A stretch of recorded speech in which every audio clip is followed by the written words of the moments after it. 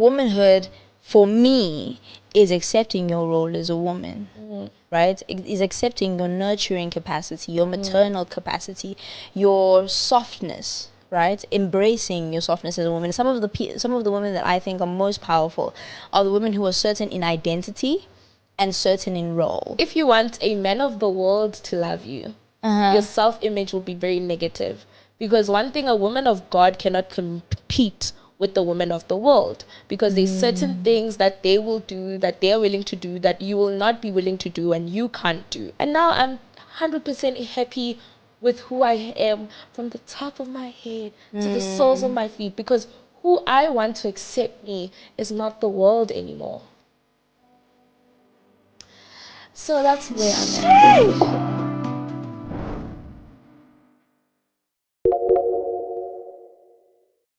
Hello, hi, it's your girl, Mommy Dearest. Hello, hi, it's a girl, Mommy Dearest. Hi, I'm Kai, aka RD. And welcome to Thought Digest, where we amplify conversations one thought at a time. As you guys can see, we're not in our natural habitat, but we made it our way. You know what I'm saying? We swung it the Thought Digest way.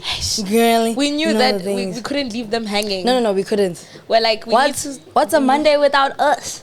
We can't leave you guys hanging. Especially after last week, we had to make up for it. Amen. We imagine now also this week we're dropping late and things like that. So we're like, no, impossible. To remain consistent, we even have to be in environments that we normally aren't. I hope you guys love the setup, you love the background. We tried, we did a little nice. Some. Like, we didn't have the pink couch, so we brought pink pillows. But I hope you guys enjoyed today's episode. Yes, so anyways, what's happening in your life? I'm recovering from a flu.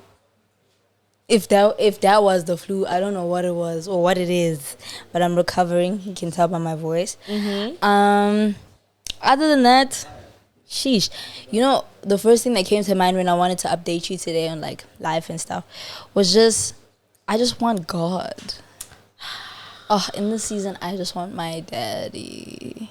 I just want God. I don't want nothing else. I think I've faced a lot of disappointment from human beings in the past few months, and it's turned me quite cold, and I don't want to be cold. Like, that's not who a minister of the gospel should be, or even a child of God. I don't think we're called to create walls between us and other people. And so I want to return to base. You know, it's called the old church basement.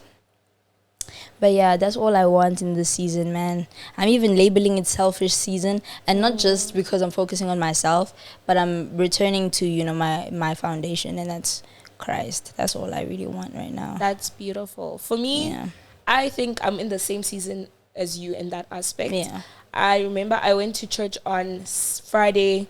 I went to church on Saturday. Friday is youth now. Yeah, I went to youth on Friday. I went to Gracious Daughters on Saturday, and then I was supposed to be a Gracious Daughters. What happened? I thought I would see you there. Happened. I had no voice. I woke up nauseous. Like I was even in Randburg, so I could be closer to the Gracious Daughters event. Right, like for me, that was the best decision I think I made for myself. Yeah, 100%. And even because of that decision, there are so many things about like last week and what we said on the podcast that I no longer resonate with anymore. Yeah. Because of that decision. Because I remember I had this feeling that I needed to go. You know, I bought the ticket. The event starts 9. I bought the ticket 9 a.m.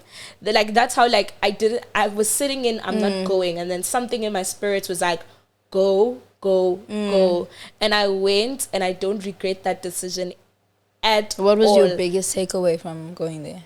I think for me, it was like,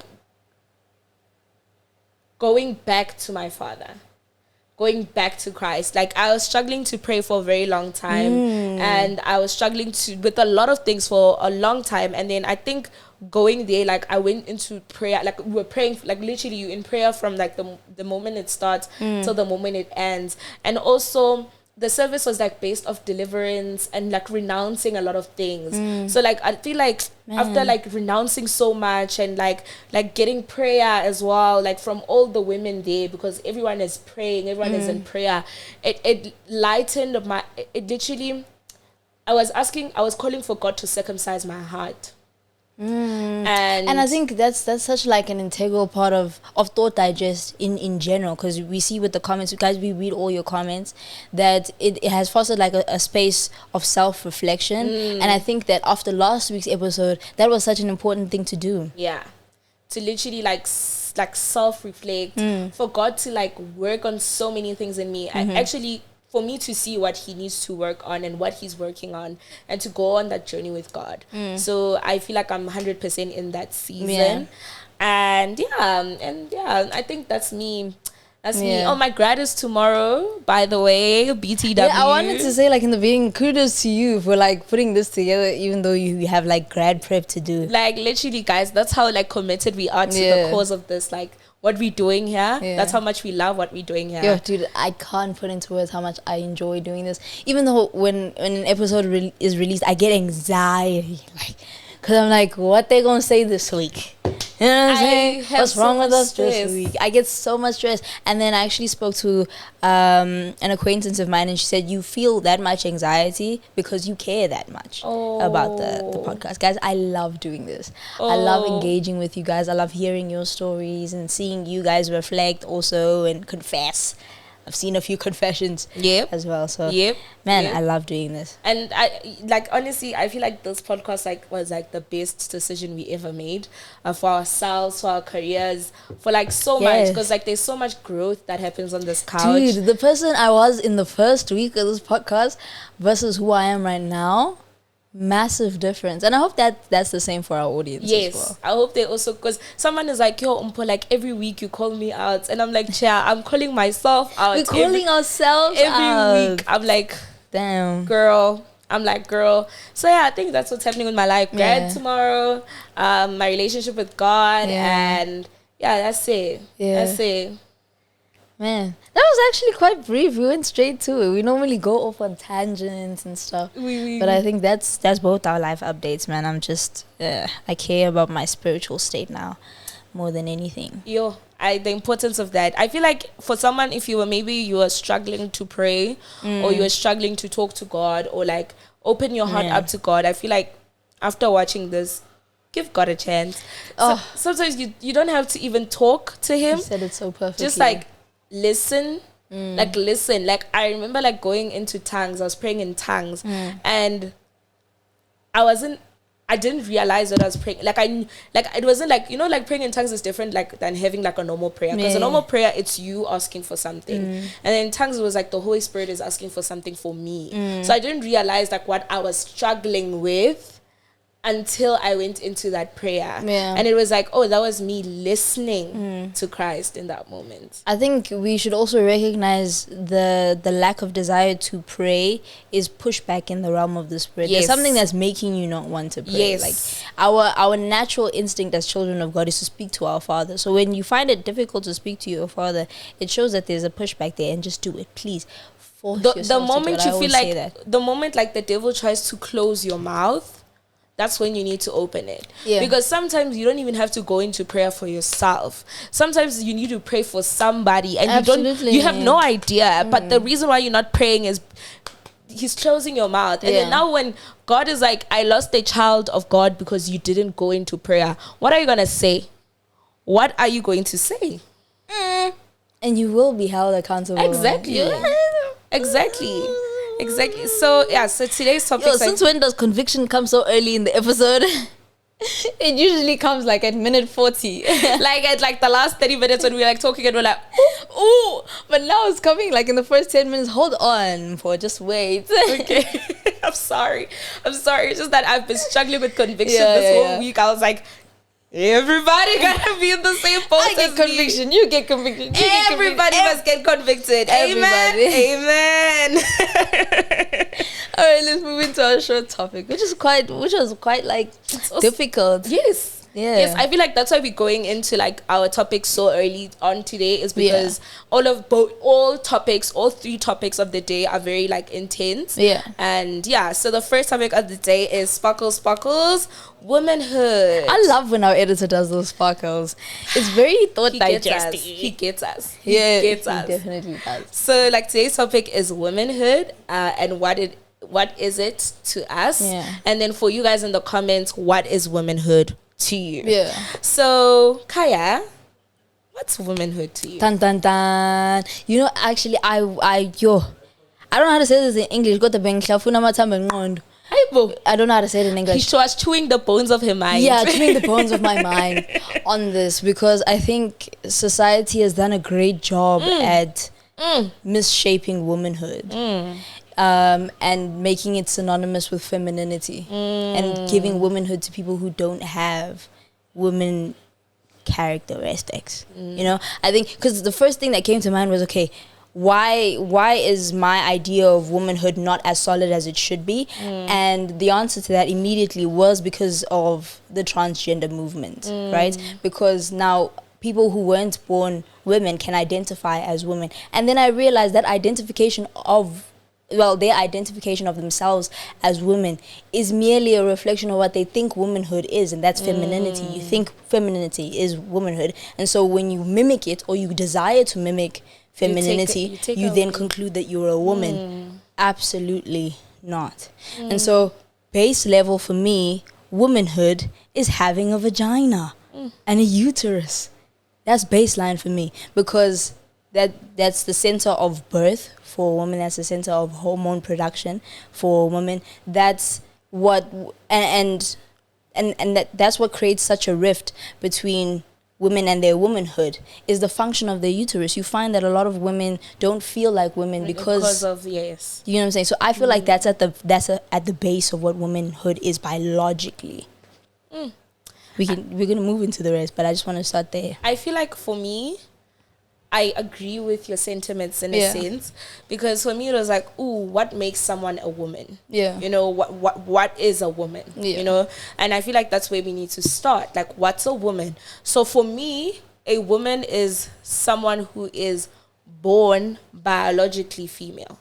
That's what makes a woman for me. Yep. You know, the same way there's men and then there's women and then there's other brackets into it. Like there's now, like, sexuality is a different topic. A whole different topic. What you identify as is a whole different topic. Yeah. You know, but like womanhood for me is someone who's born biologically woman. Yeah. Because like it is a role that we need to take up in society, and we don't have a choice in that role that we need to take up. Yeah. Because that is a role that was assigned to us at birth. Like that's what we were born as, you Absolutely. know. So I feel like that's what womanhood is at its baseline. Yeah. And then I feel like then we can build on that. Absolutely. Because like I get what you mean, that there's so many feminine characteristics that are associated with being a woman that takes away from what womanhood is. Because when women don't meet those feminine characteristics, then they're called masculine women, and then they looked down upon, and then they feel less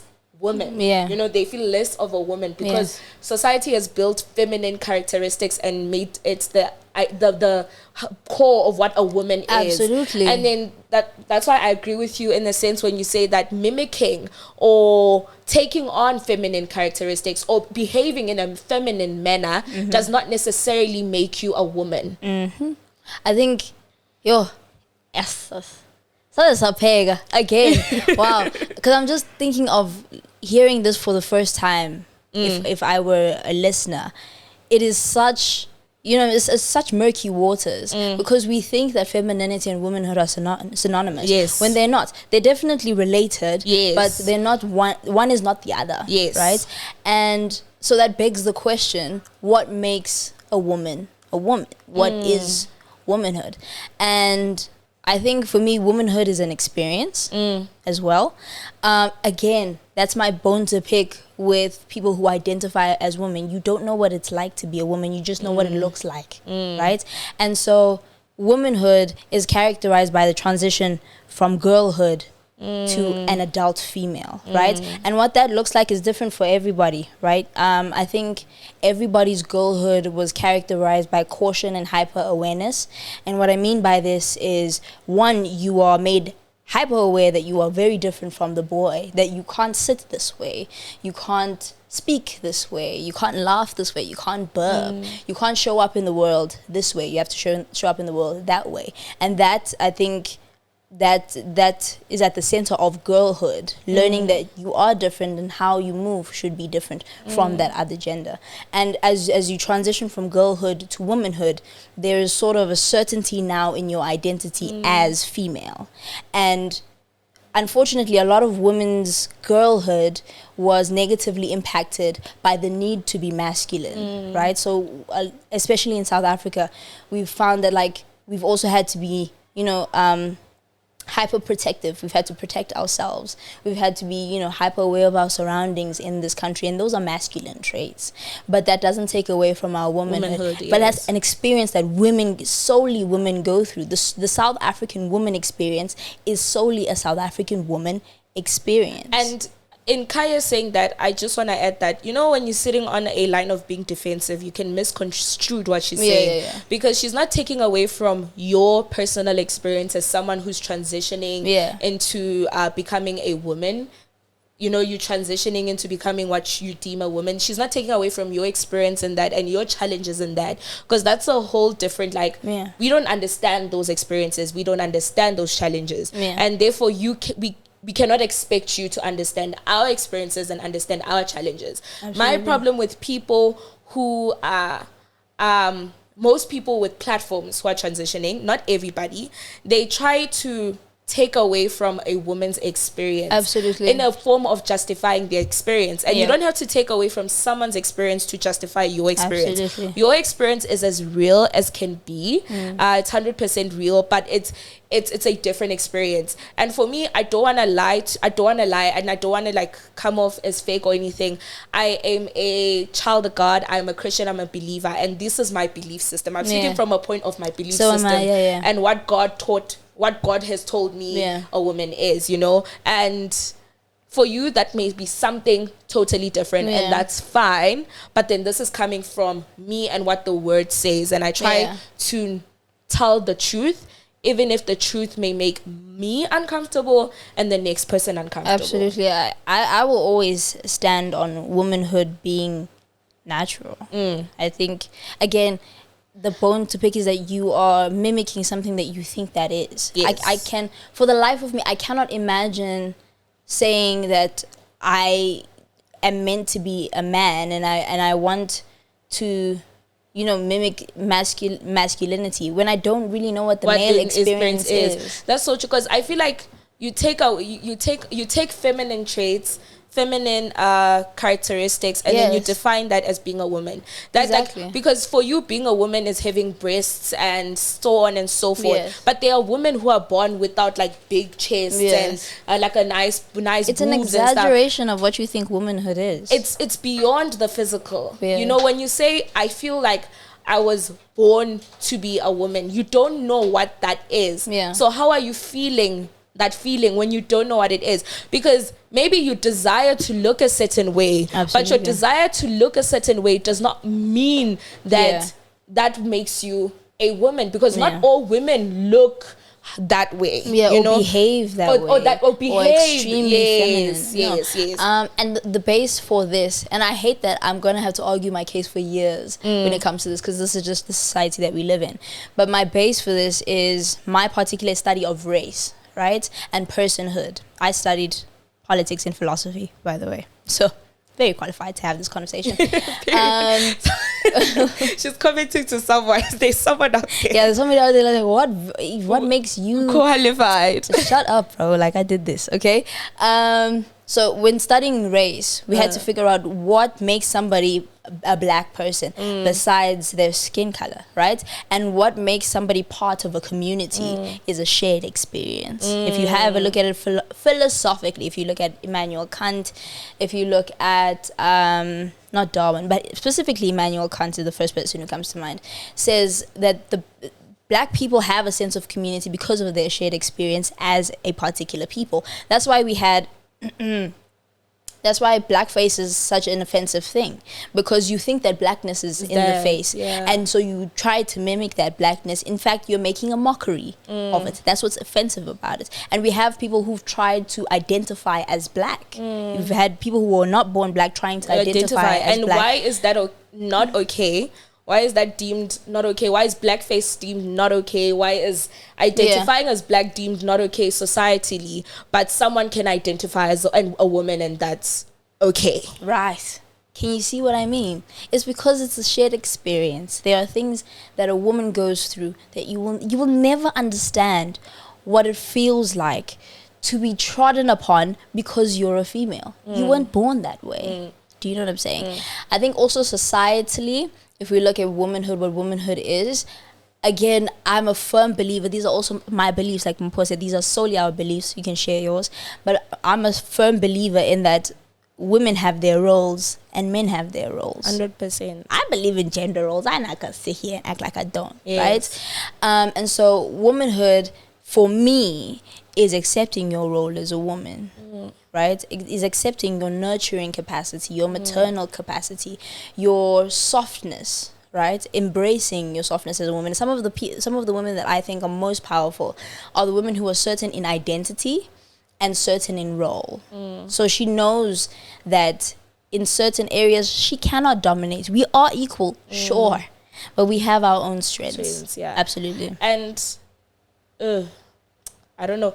There's a TikToker, for instance, who did an American TikToker. Yeah, he did a whole series. Like day 2 of girlhood, day 3 of girlhood. Yes, day 4. I remember. So I remember that guy. What were your thoughts on that content being created and him going through all that? Yeah, what are your thoughts on that whole content concept? I think it's sad that, again, and this is not to invalidate his experience. Again, that's what he thought girlhood is, and that's perfectly fine. I think social media has created a platform for us to propagate our experiences however we see fit.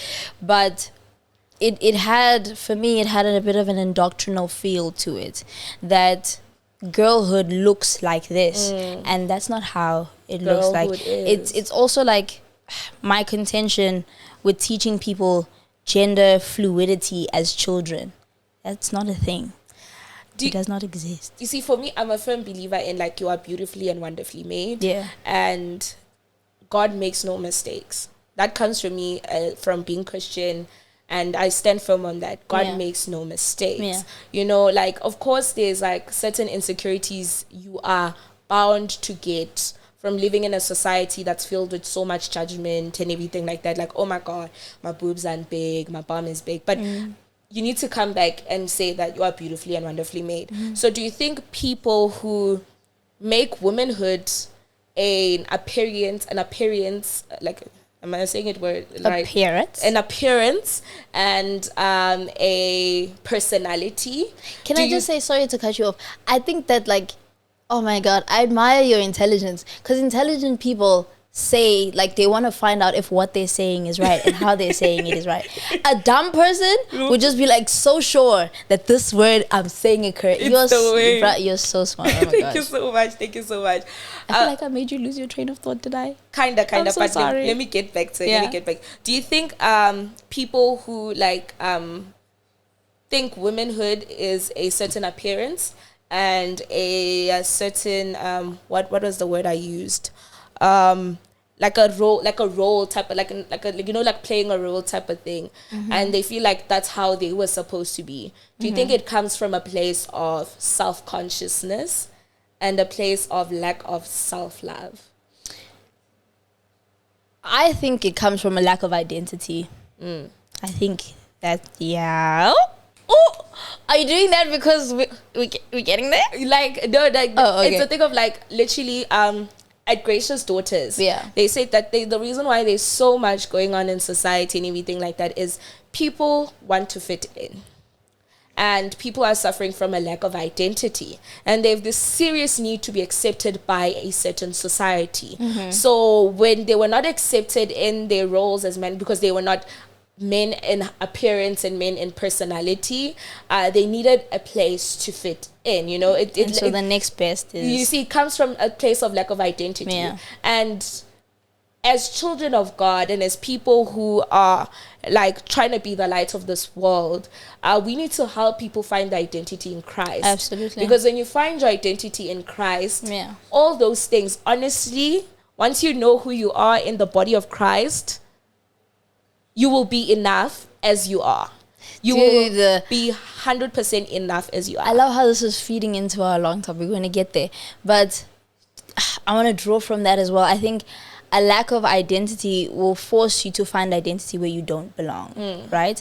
And what that looks like in womanhood is, again, mistaking this for that, mistaking femininity for womanhood, mistaking, you know what I'm saying, a sense of belonging. That's why I said part of your transition from girlhood to womanhood is a certainty in who you are. Is a certainty of your role as a woman. And guys, even this conversation is so redundant to me, because biologically speaking, if you look at the science of being female and the science of being male, it's two completely different sciences. And sciences that impact our emotions, sciences that impact the way that we think, sciences that impact our behavior.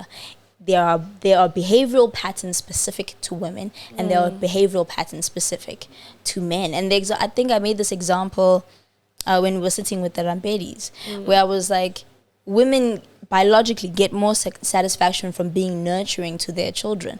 Men, as fathers, get more satisfaction from being playful and their child seeking counsel from them. That's a biological fact. And so, as much as womanhood is stepping into our roles and stepping into the certainty of our identity and stepping into, I think, also a softness. Women are just generally, they kind of soften out the edges of life, of everything that pertains to life. I think when you look at a household with mom and dad, you see that there's a softness in the children, there's a softness in the way that the house operates. Men are quite rigid, if you think about it. But I'm going off on a tangent. But I get you. I 100% get you. And I feel like if you're not secure in your identity, you will keep doing things and seeking things that will never find you fulfillment. That's why, like, someone will start off with they'll do their first BBL and say, like, this is also directed to women, by the way. You will do your first BBL thinking that, like, oh my God, it'll give me like that dream body that I want, and I'll find satisfaction and happiness. The moment you gain a little bit of weight or anything, you go and do that procedure again. And then, it goes from that procedure and it becomes, I need to change my nose. Oh my God, I just need a bit of lip filler. Oh my God, I just need a bit of that, a bit of that, a bit of that. And I do get that this is a consequence of the society that we were built in. But I feel like the biggest thing when you feel like you don't belong in a certain group or a certain margin is search within yourself and try to find your identity in you and the way you are. Don't try to fit into anything, because you will never fit in. You will never fit in, because whatever you're trying to fit into, that is a false description of what it is. Absolutely. It's very false. Very, very. Like, it's what you see. It's what you see. And what you see is never what it is. Hey, I don't know. I think we should, as women again, I think we shouldn't fall into the trap of attributing physicality to our womanhood. Yes. Right? As much as I said that the uterus is the baseline of womanhood, I think it's important to recognize that it doesn't take away from your womanhood. I know that there are a lot of women who struggle with problems with their uterus and so on. That doesn't make you any less of a woman. That being said, adding to your physical attributes doesn't make you more of a woman. Having bigger breasts doesn't make you more of a woman. Having a bigger butt doesn't make you more of a woman. And I think this conversation is important, because what we're pointing to, what both of us are saying, is that it's important for you to define for yourself. Yes. Right? What womanhood in your life looks like, what womanhood in your society looks like, and your desired form of womanhood to you, according to you, before you find yourself having 3 BBLs. Goodness gracious. Dun, dun, dun. So, guys, I would like to say, if you have any things you'd like to say, any comments you'd like to say, what you think womanhood is, comment down below. If you disagree, comment down below. You have every right to disagree with what we said. This is what Thought Digest is about. Conversations. Honest conversations. I really wish this was a longer topic because I'm now thinking of the specifics of the shared experience that I mentioned earlier. And things like catcalling come into play, There's molestation come into play. It's just so much. And that's part of the shared experience. Like, you're not going to know what it's like to be catcalled as a 9-year-old because that was never your experience. It was never your experience. Being sexualized as a child because it was never your experience. Do you know what I'm saying? Having to be hyper cautious about the way that you're sitting or the way that you laugh. It's not part of your experience. It wasn't part of your experience. But anyway, if you want to be feminine woman and you weren't born a woman, go ahead. Who am I? I'm not the dictator of your life. Exactly. We are not here to charge. Okay. Again today we're testing Mommy Dear's general knowledge, especially since you got your degree and you know every damn thing. I do. I've been knowing every damn thing. I'm just kidding. Do you know that sound I'm talking about? It's a TikTok sound. Really? I'm so sorry. Okay. Test me. Let's see. Okay. Let's see. What disease commonly spread on pirate ships? Pirate ships? Mm-hmm. I feel like this is general knowledge, but you only know it if you like a nerd. Is it influenza? I don't know. It's a pirate ship. A disease. I can tell you, it starts with a S. Syphilis. No. Does syphilis start with the S? Why was I thinking of syphilis? I give up. What is it? Scurvy. I don't know. You've never heard of scurvy? Nah, I don't. I've never heard of scurvy. I feel like such a nerd. I've never heard of scurvy. Damn. Okay.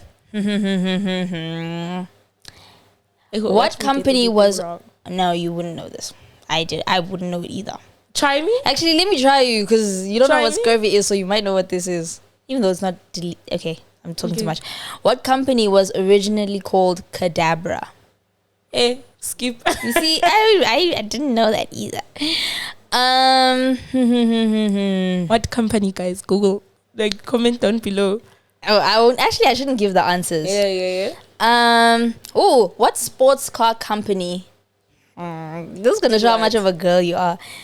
What sports car company manufactures the 911? Hi, boy. There's a car called 911. Yes. Or the 911. Can I guess like two brands? Yes. Okay. Go as far high up in luxury as you can. I was gonna say Mercedes. No. Go higher up in luxury. Porsche. Yeah. I feel like Offset. They gave her a clue. No. I didn't get no clue. I got like a shake of my head. I got a shake of my head. I got this. Okay. What art form is described as decorative handwriting or handwritten lettering? Cursive. No, close. Calligraphy. Yeah!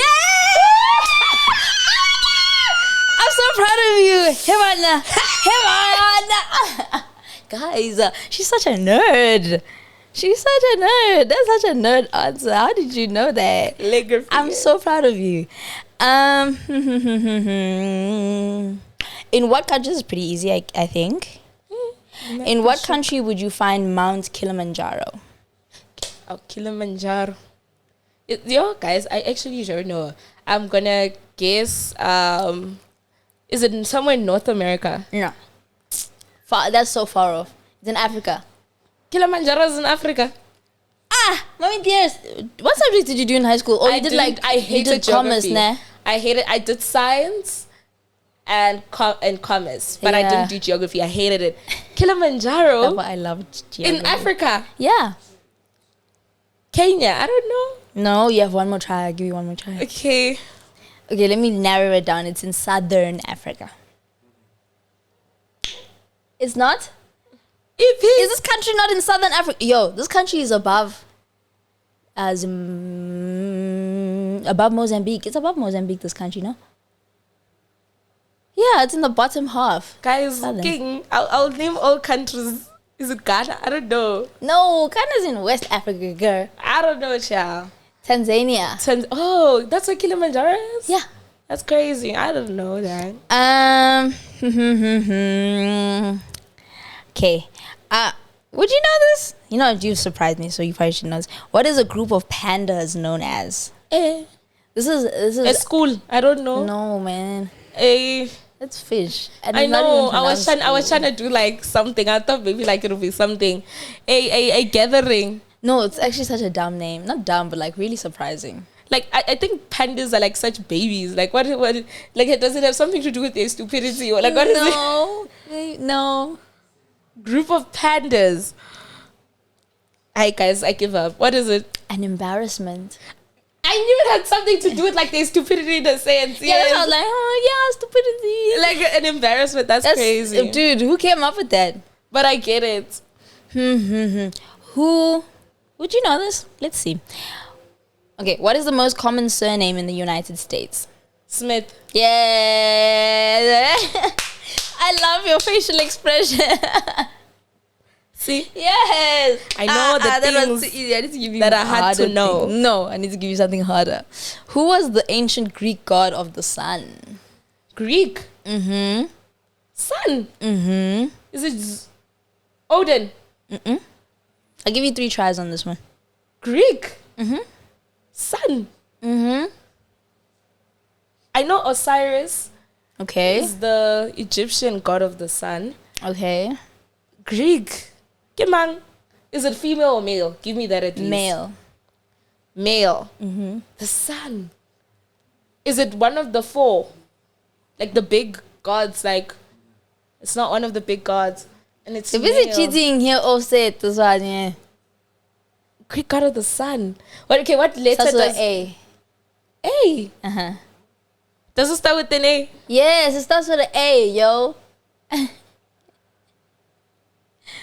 trying to think of a god's name that starts with an A. It's actually a name that you don't hear often because you hear Zeus a lot. You hear Apollo. Yeah! Oh my gosh! You're so great at this. I had to go on through the list of all the gods I know because I like Greek and Egyptian mythology. So I had to go through the list. I was like, oh my gosh! I would have never guessed that, you know? I did not know that. You're smart since you got your degree. Amen. And you know every day. Okay? I'm well versed. You are. Nobody can fight you on that. Oh my god. I have haters. Okay, this is the last one. Now let's give you 2 more, I think. Okay. What is a group of crows called? Also quite an odd name. Crows. Group of crows. Yes. Squawkers. I don't know. Lookers. Starers. Please don't go from so high up to creating words down here. Death. Close. Very close. Kill. Close. You're still close. In that area. Decapitate. No. Kill. You got 3 tries. A murder. Death. Oh, murder. You're so close. Oh, okay. Okay, the last one. Which is the only body part that is fully grown from birth? Your skin. I don't know. 2 more tries. Only body part that's fully grown from birth. Your eyes. Yes. I did life science. Oh my gosh, guys, just clap hands for mommy. I did life science. Thank you very much. Thank you very much. That too. You better you not give me these questions next week because I'm gonna look so dumb. No, I'm gonna give you these questions. This game we're playing it next week. Thank you very much. I don't want. Oh, that was so cool. You're so smart. Thank you. Thank you so much, so co-host. Thank you so much, fellow co-host. Thank you. That's just so fine. Okay, let's get into it. Okay. This question is before we go into the long topic, okay. Do you think you're intimidating? I think you're intimidating, but do you think you're intimidating? 100%. I know I'm intimidating. I'm assertive. I'm thinking about it now. Like, you're smart, you're beautiful, like confident, assertive. I speak with authority. You're educated. Like, oh my goodness. I'm 100% intimidating. I would hate to be a man in your presence anyway. Amen. Maybe that's why I can't keep a man.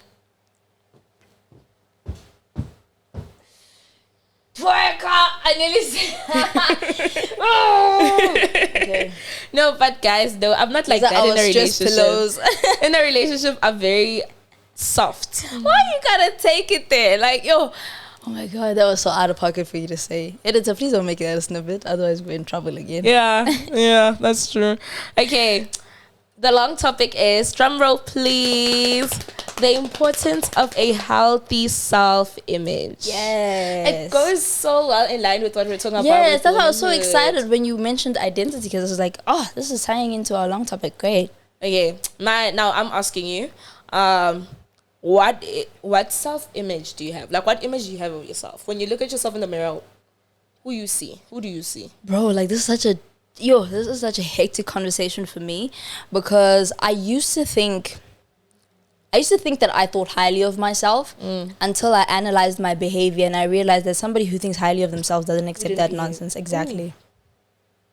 Someone did say that the men you are with reflect what you think of yourself. My guy. So this conversation for me is so hectic, because I've had to kind of rethink what I think about myself, and whether or not the way that I live is a reflection of what I think about myself. Yes. And that was such a hard thing to do, because for many years I viewed myself as above certain things, right? Like, I would never behave in this manner. I would never do this. I'd never say that. I'd never be in that place with these people, right? Until I found myself doing those things and being that kind of person. And it threw me off, because now I've had to revisit my entire identity. Are you who you say you are? Because you can say you're this kind of person, but living it is a whole different story. Because I thought one of the characteristics that I thought made up my image was restraint. I thought I was a very self-restrained person, and I thought I had a good amount of self-control, which has been tested in the past few months. Like, and I realized that I ain't got as much as I should. You don't. Oh my God. What makes up your self-image at the moment? When I look at myself in the mirror, I think, number one, child of God. Absolutely. And I feel like that alone goes into who I'm trying to become. So when I look at myself, I need to see the light of the world. I need to see a disciple. I need to see a sheep and who has her shepherd. Yeah. And I feel like once I see that, people will see that, and like that's what I'm trying to build my self-image on, like, just trying to have a healthy self-image based on that. Yeah. Because I feel like insecurities and thinking negatively of yourself and all those things come from trying to meet the world's expectations of who you are. And one thing I've learned and I've realized about God is He loves me from the top of my head to the soles of your feet. Exactly. Yeah. So, like, having, like, if that's who I base my self-image of, it's gonna be good. Yeah. Because because like your self-image is based, I think it translates to who you want to love you. Give that some flesh. What? That's such a powerful statement. Give that some flesh. Yeah.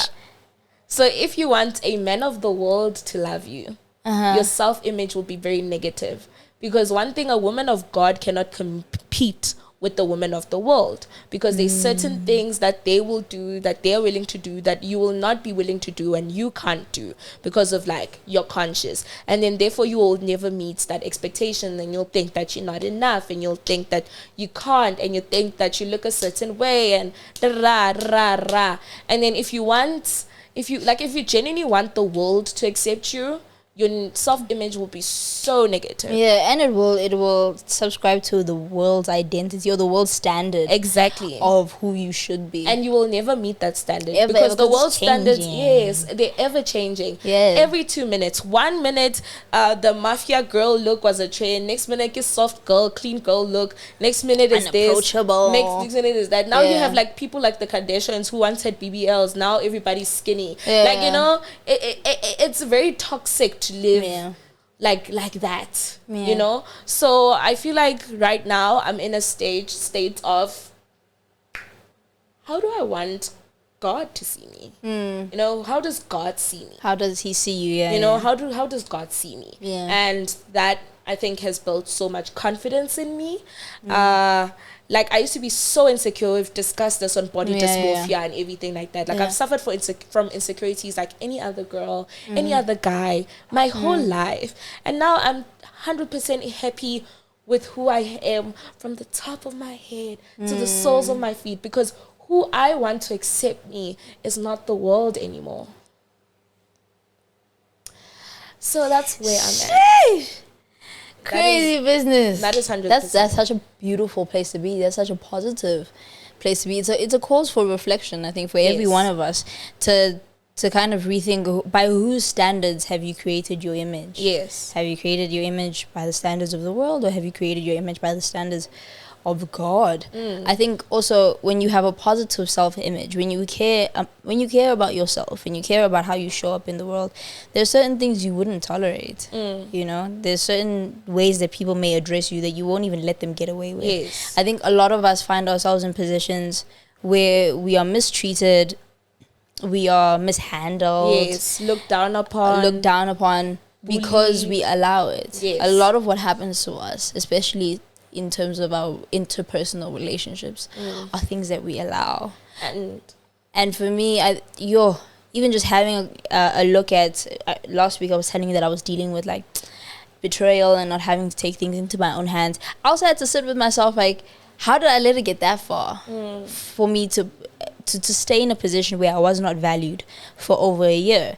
That says a lot about myself, how much I value myself. Because if I thought as highly of myself as I assumed I did, I wouldn't have stayed in there for that long.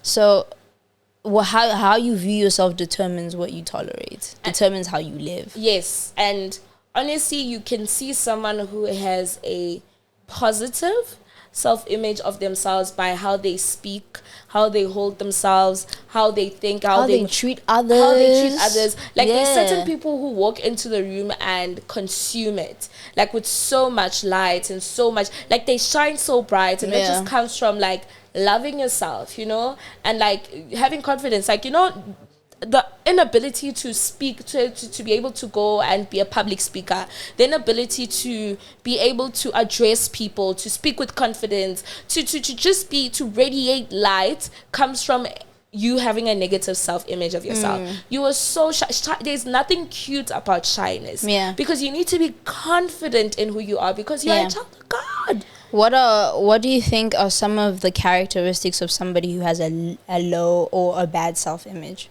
As I say, or negative self-image, being shy, when you being shy, anxiety, like this thing of like this inability to like address your opinion, and also stand behind your opinion, the inability, jealousy. I was actually going to go in that direction. Jealousy as well means that you have a negative self-image. Feeling less than means you have a negative self-image. If you ever have a thought that this person thinks that they're better than me, it means that you have a negative self-image. You really read in my mind. Like literally, because why do you feel less than in the presence of someone else? Absolutely. Why does someone else's achievements, someone else's confidence, someone else's self-assurance, what does that make you feel less than? Absolutely. It means that you have a negative self-image. There's no one who's supposed to be able to dim your light. Absolutely. I think also being judgmental.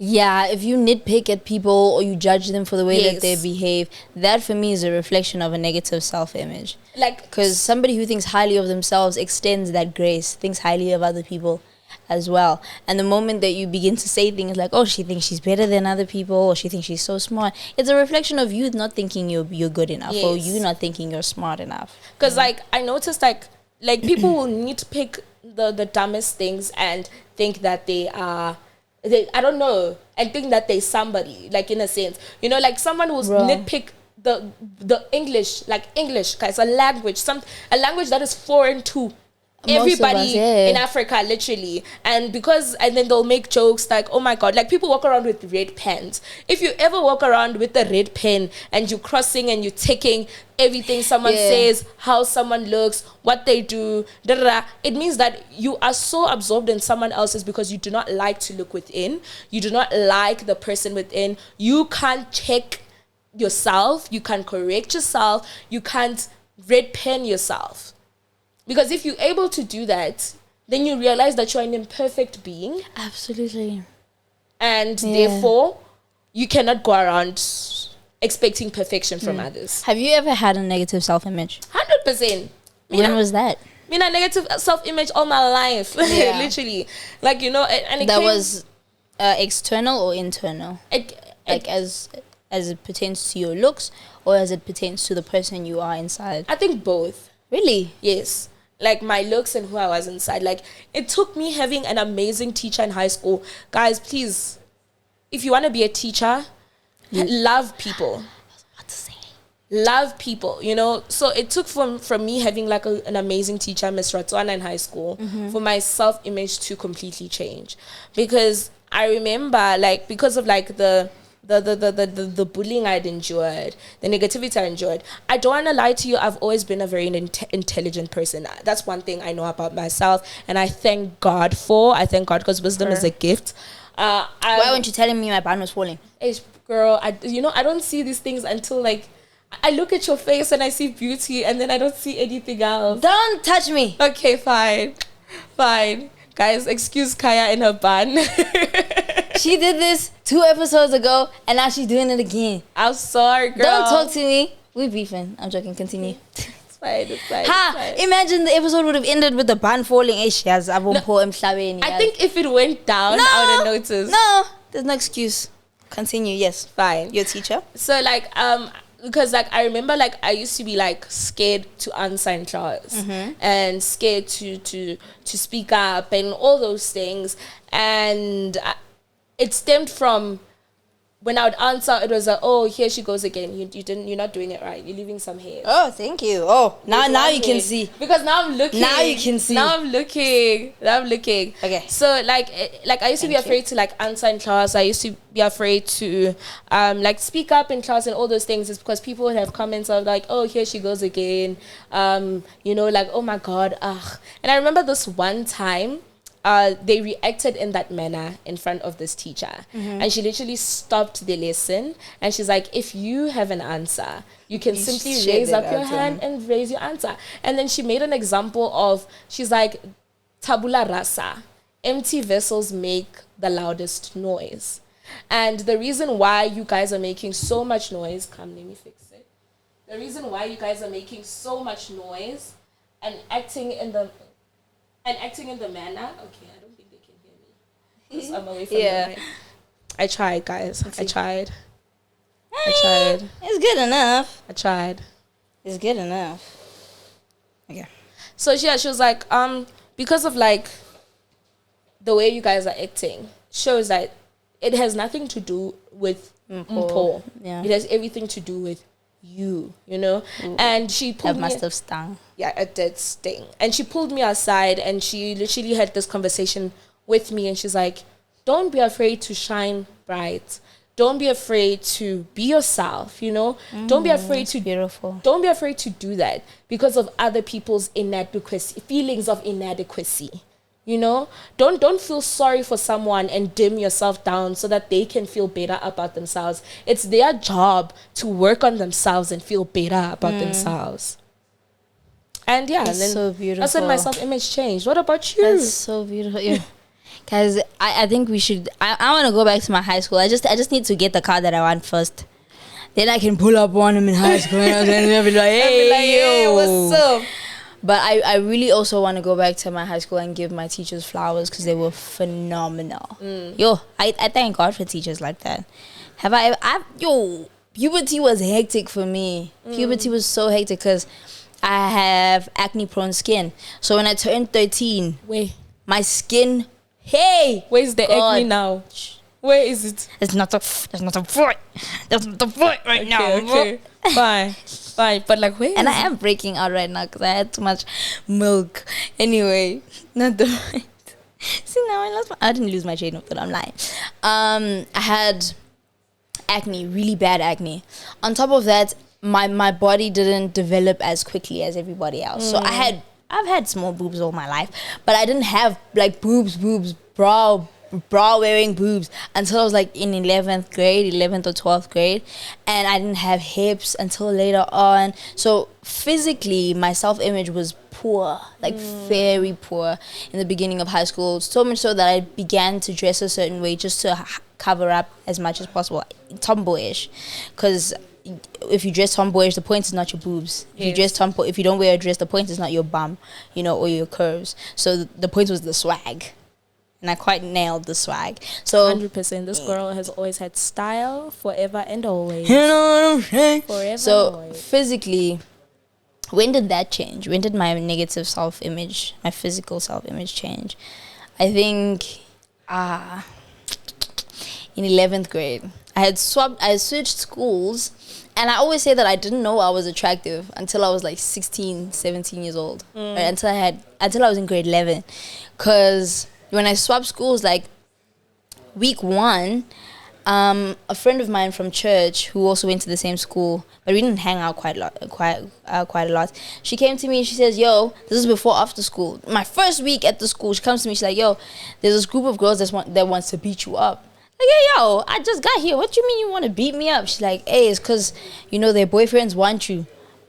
And now they want to beat you up." I was like, what a confidence booster. What a confidence booster. What? And the thing is, like, I was a fighter, so I was ready to take all of them. You're like, come on. You're like, come. You've given me my flowers. Yeah. Let's. That for me opened my eyes. I was like, hey, a group, and they were in matric. It's like, a group of girls want to beat me up because their boyfriends want me. Hey, what I look like? Like, am I fine? And that kind of, funny enough, that negativity on their side translated into